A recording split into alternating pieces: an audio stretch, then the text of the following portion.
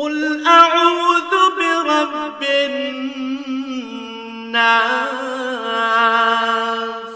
হে নবী, তুমি বলো, আমি আশ্রয় চাই মানুষের মালিকের কাছে,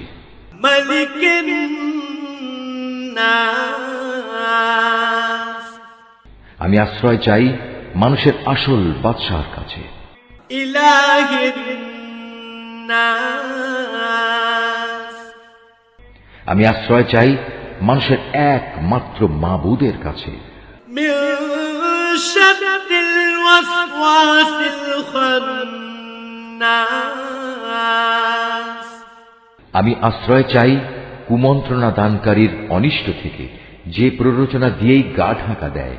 الذي يوسوس في صدور الناس যে মানুষের অন্তরে কুমন্ত্রণা দেয়, من الجنة والناس